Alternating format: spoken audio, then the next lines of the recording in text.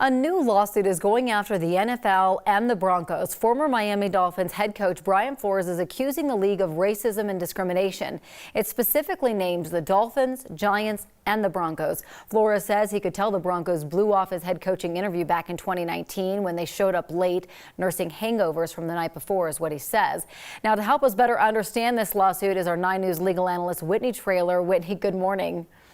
Hey, good morning, Corey. Happy Friday, everyone. Happy Friday. All right. So after reading through the complaint, which of Flores' allegations really stood out to you?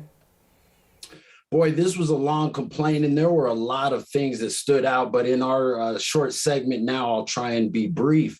I think the things he alleged claims against both the NFL and specific teams for either not hiring, for his termination from the Dolphins, et cetera. But as it relates to the Broncos, he interviewed for the position that was ultimately given to Vic Fangio. And he said it was a sham interview. They didn't take it serious.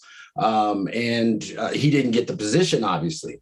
The Giants, it's interesting because the New York Giants, he was also interviewing with, well, Bill Belichick sent him a text message and said, hey, congratulations, I heard you got the Giants job. Well, he hadn't even interviewed yet. His interview was 3 days later.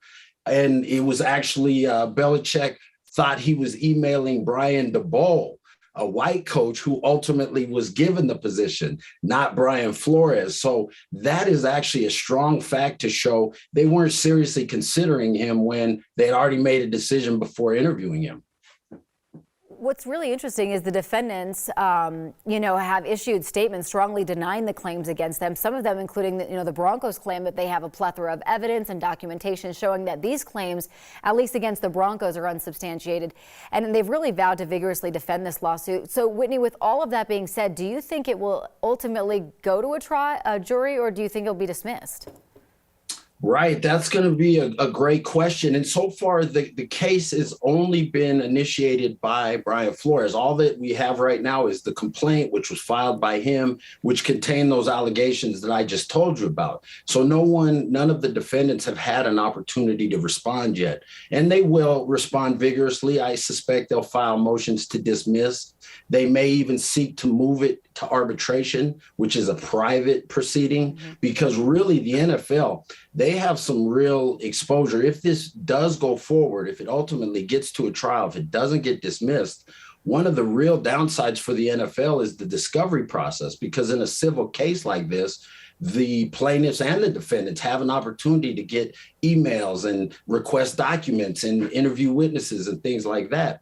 And there may be a whole plethora of emails and things from the NFL that they don't want to come to light. I'm not saying I don't know what those things will contain, but that's the real exposure, I think, for the NFL is the publicity, because it's already a mess. There's so many things that the NFL is going through right now.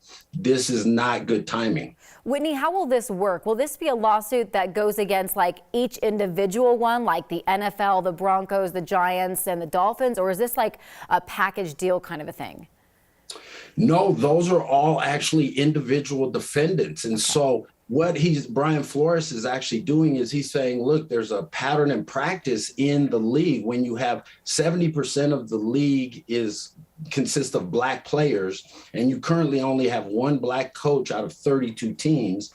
And since the league really started to try and implement and get more diversity in the league, they implemented the Rooney Rule in 2003. And in 2003, since then, there's only been 15 out of 129 coaching positions that went to black coaches. So it will, it could go forward. But all of these things, like this is a real opportunity for the NFL and really for us as a society to deal with these issues. Everybody keeps saying, well, we're tired of dealing with race, but we haven't dealt with it. We haven't reconciled it. And when you look at these numbers, I think that kind of stands out. For example, I know the keyboard warriors are going to be out.